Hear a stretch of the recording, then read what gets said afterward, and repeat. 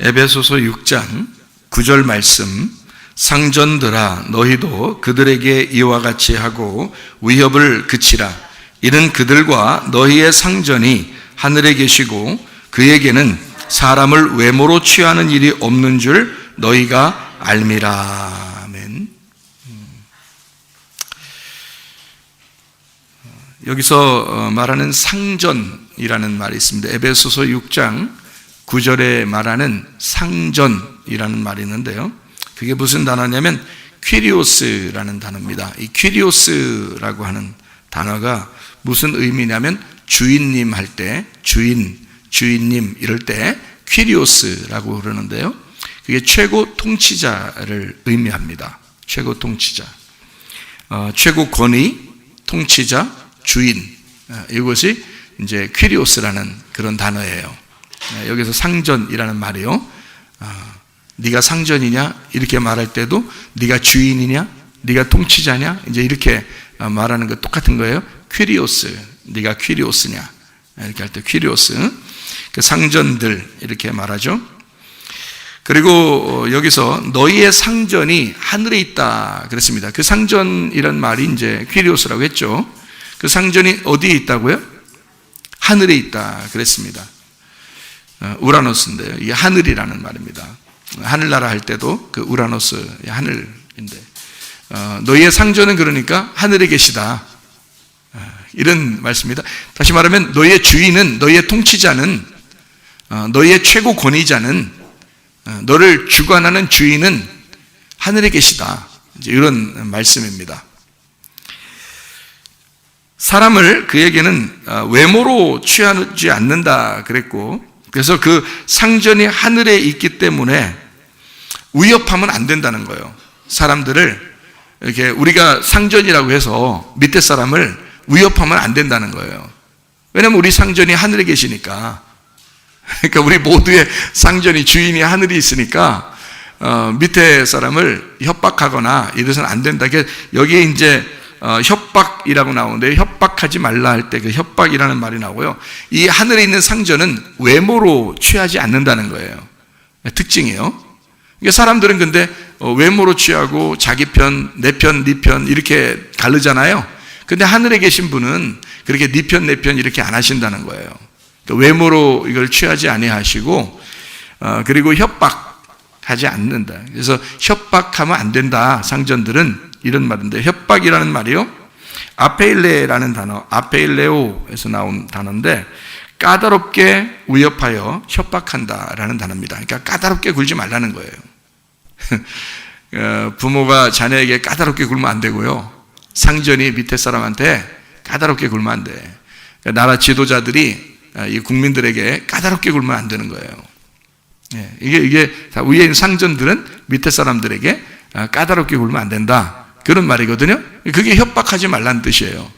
괜히 간섭하고 괜히 이렇게 협박하고 까다롭게 굴고 그러지 말라는 거예요.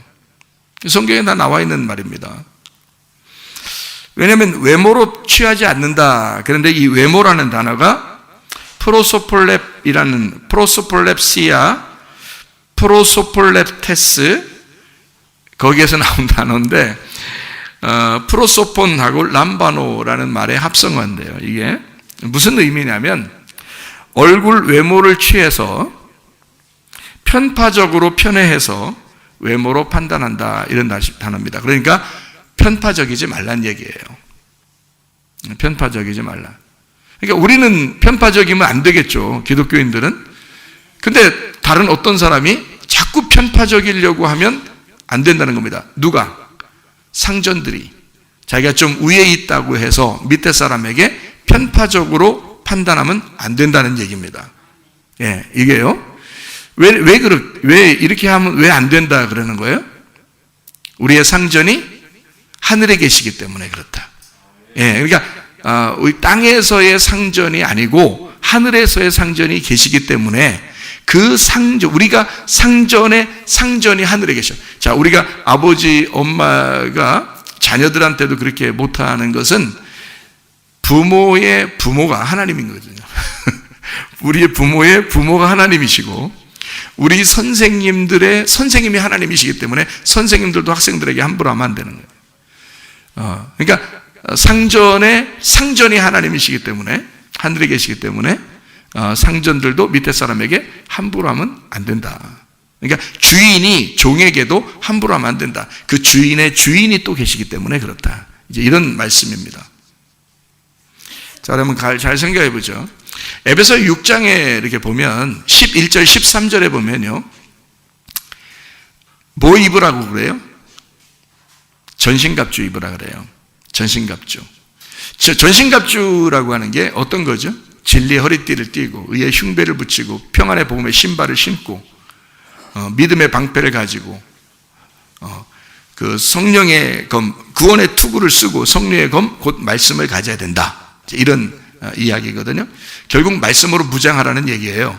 로마서 13장 12, 14절 보니까 빛의 갑옷 그리스도를 입어야 된다. 이렇게 돼 있고, 요한계시록 19장에 보면 흰 세마포를 입으신 예수님을 따라가야 된다. 우리도 흰 세마포를 입고 따라가야 된다. 이렇게 이야기했는데, 그 흰 세마포는 우리가 누차 얘기하는 진리의 말씀이다 라고 했죠. 진리의 말씀이라는 건 다른 색깔이 섞이지 않은 깨끗한 말씀을 의미하는 거고, 진리라는 것은 뭔가 감추어지지 않고 비밀스럽지 않고 이 비밀이 벗겨진 상태, 그 상태의 말씀을 입어야 된다. 이제 이런 얘기예요. 그래서 성경의 말씀을 우리가 이해하지 못하는 말씀으로 입어서는 안 되고, 잘 이해하는 말씀으로 이것이 벗겨져서 감추어진 말씀이 아니라 벗겨진 비밀이 벗겨진 상태의 말씀을 네가 입어야 된다. 그걸로 준비해야 된다. 이런 이야기입니다. 그러니까 말씀을 몰라서 사람들이 그러는 거죠. 교회 다니는 사람들도 말씀 몰라서 다 실수하는 거예요. 그러니까 성경에서는 뭐라고 그래요? 내 백성이 지식이 없어서 망하는도다. 그러니까 알아야 된다는 얘기예요. 요한복음 17장 3절의 말씀에 영생은 곧 유일하신 하나님과 그 아들 예수 그리스도를 아는 것이다 그랬습니다. 그러니까 잘 알아야 된다 그러죠. 그러니까 몸과 마음으로 경험하여 알아야 된다. 머리로만 아는 게 아니라 몸과 마음으로 알아야 된다. 그런 말씀이거든요. 자, 생각해 보세요. 에베소 6장 9절 그 밑으로 보면 전신갑주 입으라는 얘기가 나와요. 그러면 이 9절에 하나님이 우리의 상전이다, 하늘나라에 우리의 주인이 있다, 요거를 퀴리오스라는 주인인데요, 그 주인이, 통치자가 우리 하늘에 계시다라고 얘기하고 난 다음에 왜 주인을 하나님으로 섬기느냐, 그리고 전신갑주를 왜 입어야 되느냐라고 이 밑에 나오잖아요. 그죠? 10절부터 이렇게 쭉 보면 전신갑주를 입으라고 그래요. 왜 입어야 되는 거예요? 보니까 전신갑주를 11절에 보니까 마귀를 대적하기 위해서 전신갑주 입으라는 거예요. 그럼 마귀가 어떤 놈이 마귀라는 거예요? 그럼 뭐가 마귀라는 거예요?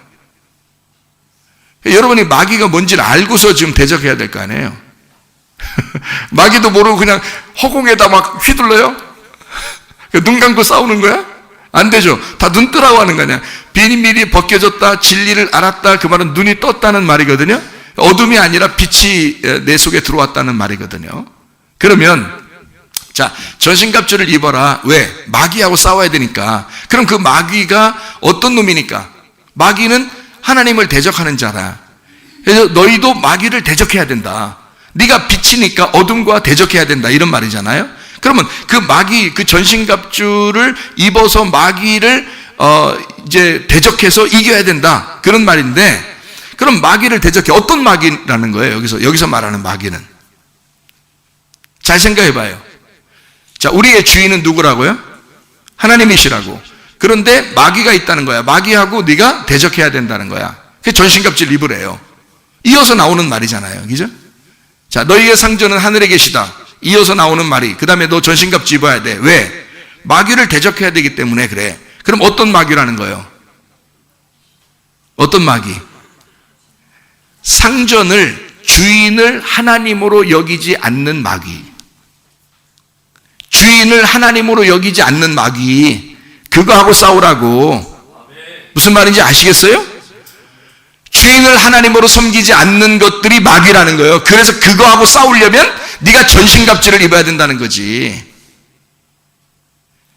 우리의 주인이 누군데? 하나님이시잖아요. 여러분 잘 생각하셔야 돼요.